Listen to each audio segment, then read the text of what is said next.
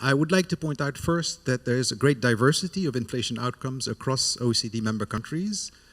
Here, of course, we focus on the Korean inflation numbers. 6.3 is in July, coming down to 5.7 for headline in August. But inflation is higher in Europe. It's on average at 9.1% in the euro area. In the UK, it's 9.9%. In the US, 8.3%. And then in some small European countries, it's even much higher. In the Baltics, it's in the 20s. Estonia actually is the highest inflation EU member at this point in time, with 25% inflation. And then in the OECD, we also have Turkey, which is 80%.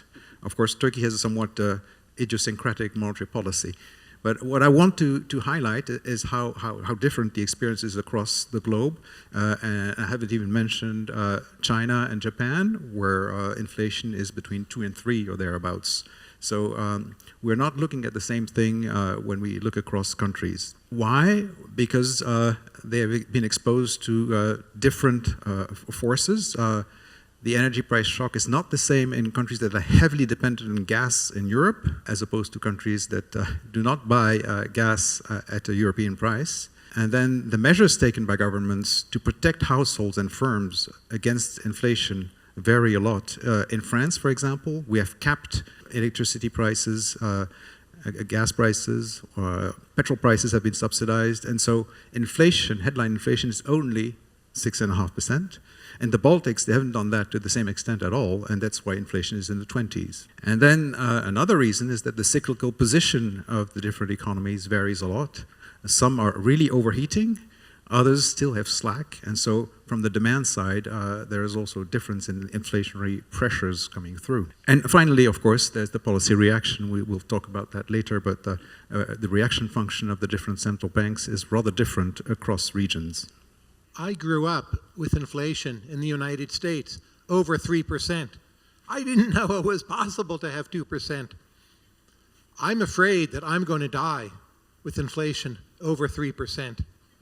So I would say 3 has become the new 2.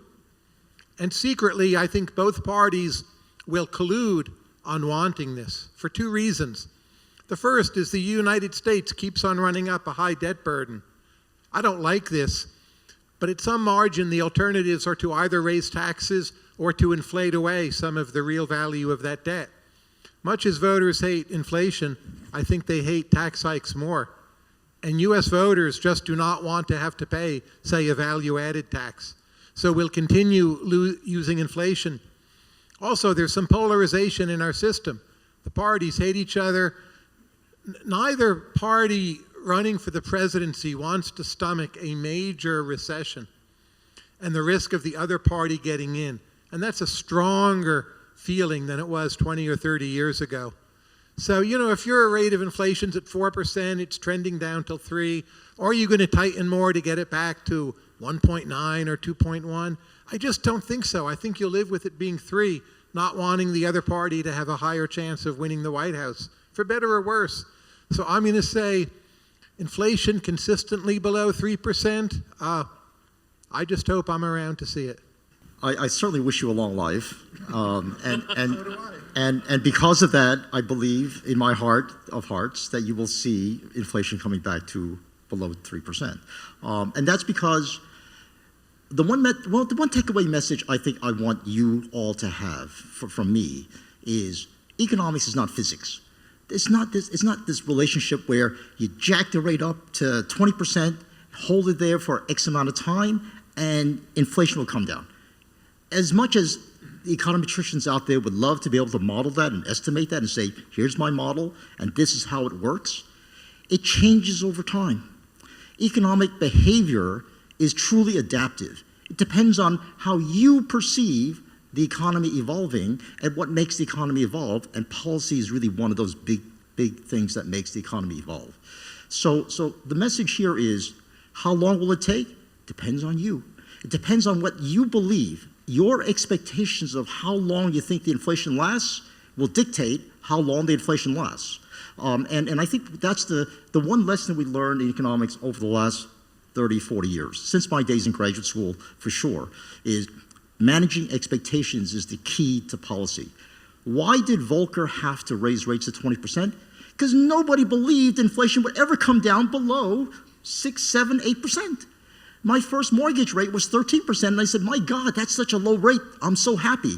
Now, at 6% mortgage rates, the U.S. housing market is crashing, right? What were the expectations when I first bought a house versus those now? That's really the key. And so, immaculate disinflation depends upon how anchored these inflation expectations are. If people truly don't believe that we will ever see 2% inflation again, we're dead. Then that means inflation will have, the interest rates will have to be pushed up to the Volcker-esque style to convince people we're going to have inflation come back down again.